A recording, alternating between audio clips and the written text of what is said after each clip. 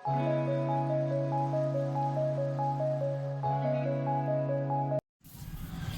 Everyone, আমি সুতপা আর আপনারা দেখছেন আমার চ্যানেলে সম্পূর্ণ নতুন একটা ব্লগ। আপনারা কেমন আছেন আর কারা কোথা থেকে এই ব্লগটি দেখছেন কমেন্টে জানাতে ভুলবেন না কিন্তু। তো শুরু করছি আজকের ব্লগ। আজ ছিল রবিবার আর আমরা সকাল সকাল স্নান করে বেরিয়ে পড়েছিলাম, ওই 8:30টার মতো বেরিয়ে পড়েছিলাম মা অন্নপূর্ণা মন্দিরে পুজো দেওয়ার জন্য। এই মন্দিরটি ছিল ব্যারাকপুর, আর তাই আমরা যেহেতু কোনা হাই রোডে থাকি, তো কোনা হাই রোডে যে কোনো একটা বাসেই আমি ব্যারাকপুর যেতে পারি, তো আমরা বাসেই গিয়েছিলাম। আর ব্যারাকপুর স্টেশনের আগেই, মানে ব্যারাকপুর যেতে হবে না, তার আগেই তালপুকুর পড়ে, সেখানে নেমেই একটা টোটো করলে তোমরা চলে আসতে পারবে এই মন্দিরটি। আর এই মন্দিরটি ছিল প্রায় দক্ষিণেশ্বর মন্দিরের আদলে তৈরি।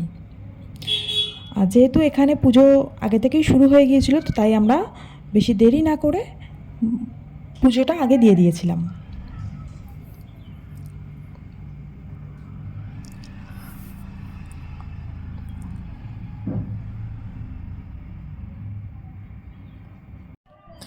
এসে আমি আগে পুজো দিয়ে দিয়েছিলাম, তারপর দিচ্ছিল মা, মাসি, বাবা। আজকে আমরা, হ্যাঁ তোমাদের তো বলাই হয়নি, আজকে আমরা এসেছিলাম আমি, মা, বাপি আর আমার একটা মাসি, তো 4 জনে মিলে এসেছিলাম। আর দেখো সবারই পুজো দেওয়া হয়ে গেছে। এবার আমরা যাব মন্দিরটা পুরোপুরি ভালো করে সুন্দর করে চারিদিকটা দর্শন করতে। তো এই দিকটা ছিল কটা শিব মন্দির, এদিকে 3টে আর ওই সাইডে 3টে, প্রায় 6টা মতো শিব মন্দির ছিল, সেটাই আমরা এখন দেখব।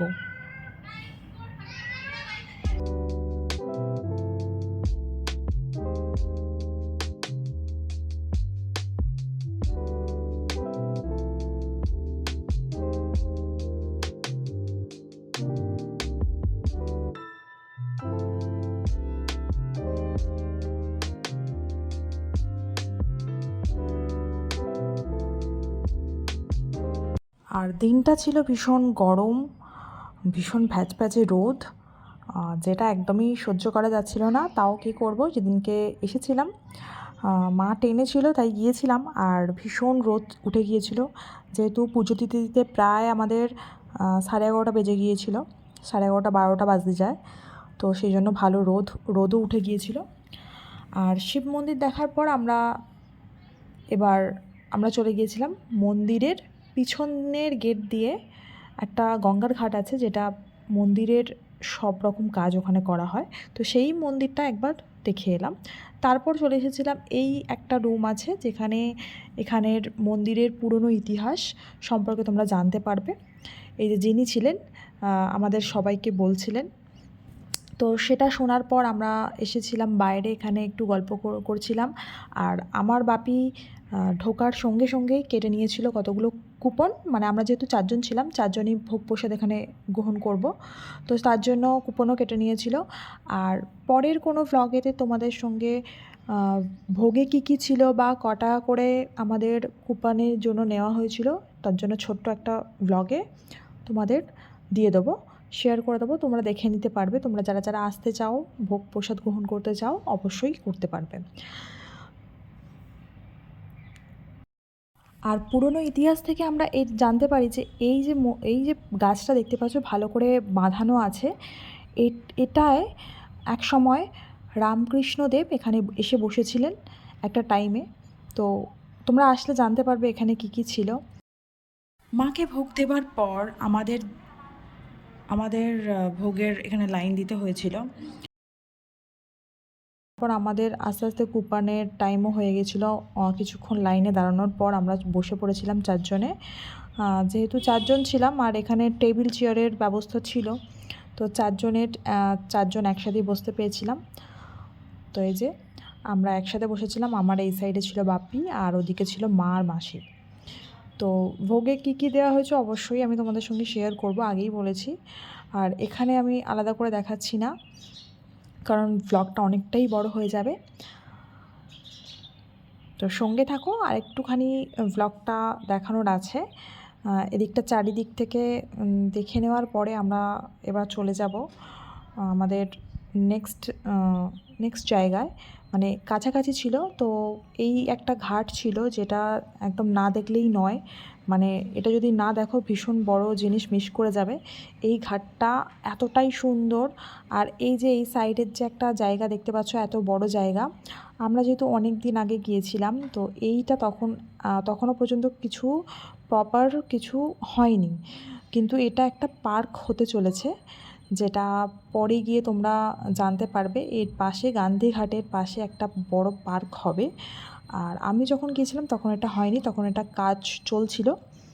তো এইটা হচ্ছে গান্ধীঘাট। ওইখান থেকে তুমি টোটো করেও আসতে পারো, আর যদি টোটো না করো হেঁটেও আসতে পারো। ভীষণ ভালো জায়গা, আর বেশিক্ষণ না, মন্দির থেকে একদম কাছে, 5 মিনিটের হাঁটা পথ। আর এই ঘাটটা যদি না আসো তো ভীষণ বড় জিনিস মিস করবে। ভীষণ সুন্দর জায়গা। আমি মানে যদি ভালো বোঝাতে পারতাম তোমাকে তো আরও ভালো করে বোঝাতাম, কিন্তু যেহেতু দেখো এতটাই রোদ ছিল আর আমাদের একদম পা চলছিল না, কারণ গান্ধীঘাটের গেটের সামনে তোমাদেরকে নামিয়ে দেবে টোটো। আর তারপর এই গেটের এখান থেকে আসতে মোটামুটি লাগবে কিছুক্ষণ, 2 থেকে 3 মিনিট মতো লাগবে হাঁটতে। তারপরে এই দেখো গান্ধীঘাটে এসে গেছি। আর এই যে জায়গাটা ছিল ভীষণ সুন্দর ছিল, কিন্তু আমরা গিয়েছিলাম প্রায় আমাদের যেতে 3:30 হয়ে গিয়েছিল, তো একটু রোদ ছিল তখনও। না হলে ব্যাপক জায়গা। তোমরা বিকালবেলা আসতে পারো, যাদের সামনে বাড়ি তারা বিকালে আসতে পারো। খুব সুন্দর জায়গা। আমার তো বেশ ভালো লেগেছে এই জায়গাটা। কেন, আর আশপাশে এদিকে অনেকগুলো ঘাট আছে। আমরা তো সামান্য গান্ধীঘাট গিয়েছিলাম, আর মন্দিরের পাশে, মন্দির থেকে পিছনের দিকে যে গেটটা দিয়ে বেরোতে পারবে সেখানে একটা ঘাট আছে। এই দুটো ঘাট দেখেছি। আশপাশে আরও যদি তোমরা রেস্টুরেন্টে যাও, ঘাটের সাইডে রেস্টুরেন্ট মানে রুফটপ যেগুলো বলো, তো সেখানে গিয়েও তোমরা টাইম স্পেন্ড করতে পারো। ভীষণ ভালো জায়গা। তো আমরা আজকে এইখান থেকেই বাড়ি চলে যাব। তো এইটুকুই ঘোরার ছিল আজকে, কারণ আমাদের যেতেও প্রায় 1.25 ঘন্টার মতো লাগে। তো সেই জন্য ভাবছি এবার আমরা বেরিয়ে পড়বো, সন্ধ্যের আগে আমরা যাব। আর অনেকক্ষণ ধরে আমি দেখছিলাম এই গাছটা ভীষণ সুন্দর, কিন্তু বুঝতে পারছিলাম না এটা কী গাছ। যদি তোমরা কেউ জানো তো অবশ্যই কমেন্টে জানিও যে এই গাছটা কী গাছ। তো এই ছিল গান্ধীঘাট। তোমাদের কেমন লাগলো জায়গাটা অবশ্যই কমেন্টে জানিও। টাটা, দেখা হচ্ছে পরে কোনো ভিডিওয়ে।